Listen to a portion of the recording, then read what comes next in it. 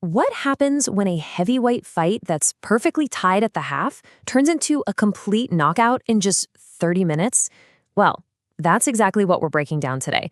It's the story of how Alabama completely flipped the script and dismantled a top-ranked Vanderbilt team after a dead-even first half. So, that's the big mystery we're unpacking, right? How does a 14-14 deadlock just become a 16-point blowout? And the answer, well, it isn't just one thing. It's this perfect storm of brilliant halftime adjustments, some really game-breaking mistakes, and an absolute defensive masterclass in the second half. But before we even get to the collapse, you have to understand the stakes here. This wasn't just another Saturday game. No. This was a massive SEC showdown with playoff implications written all over it. I mean, just look at all the drama packed into this one matchup. You've got number 16 Vanderbilt coming in undefeated at 5-0, marching into Tuscaloosa to face number 10 Alabama. And this one was personal. Alabama was out for revenge after a shocking upset loss to Vandy the year before. Plus, ESPN's College Game Day was in town, so the atmosphere was just electric. And right at the center of this storm, a duel between two star quarterbacks, both with legitimate Heisman hopes.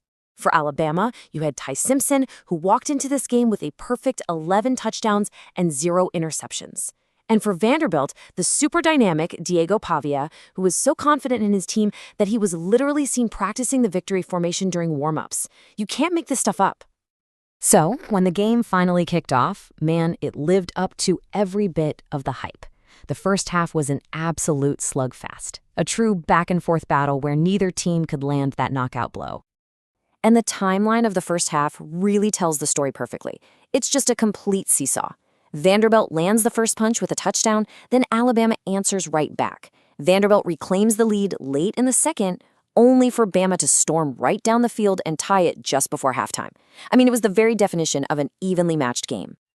And Vanderbilt's opening statement? Whoa, it was a massive one.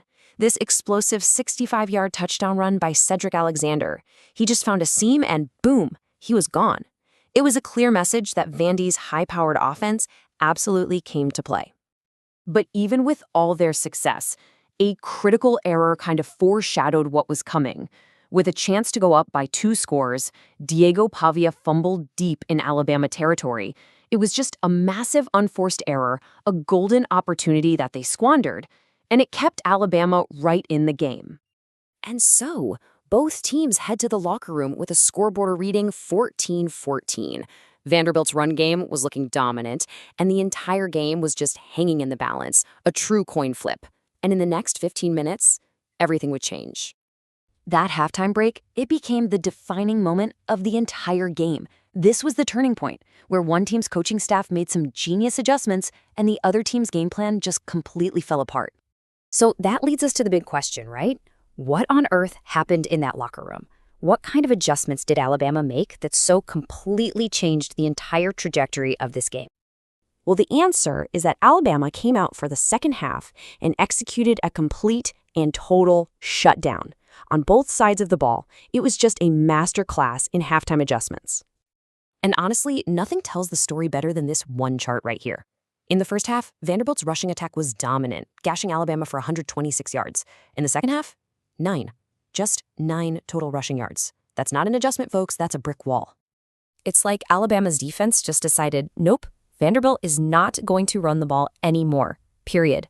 They completely eliminated those explosive plays that hurt them in the first half and held the Commodores scoreless for the final 30 minutes of the game.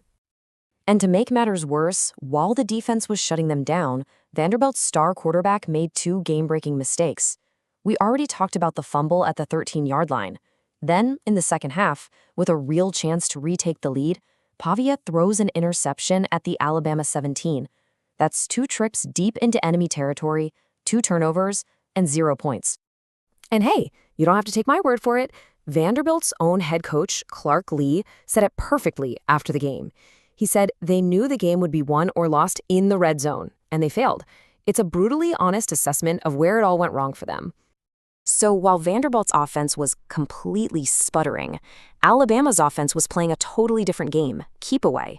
They put together these methodical, soul-crushing drives. Two of their possessions at the end of the third and start of the fourth quarter ate up almost 15 minutes of game time. They just wore down the Vanderbilt defense and kept their own potent offense on the sideline. So when you put it all together, the final verdict is pretty simple. This game wasn't just won by Alabama, it was really lost by Vanderbilt, thanks to those critical, unforced errors in the second half. The final box score really paints a stark picture of that second half. Just look at the time of possession. Alabama held the ball for nearly 15 minutes longer than Vanderbilt. You combine that with the turnover margin and the total yards, and yeah, you've got a clear recipe for a blowout. So, let's boil it down to the keys to victory. 1. Alabama's defense put on an absolute clinic in the second half. 2. They capitalized on Vanderbilt's 2 huge red zone mistakes. And 3. Their offense, led by a fantastic 340-yard performance from Simpson, methodically controlled the pace and just bled the clock dry. And that leaves us with this final question to think about. For Alabama, does this decisive win signal they've shaken off that early season loss and are on a path back to the playoffs? And for Vanderbilt, how does a team that looked so dominant for one half bounce back from a loss where they were so thoroughly outcoached and outplayed in the other?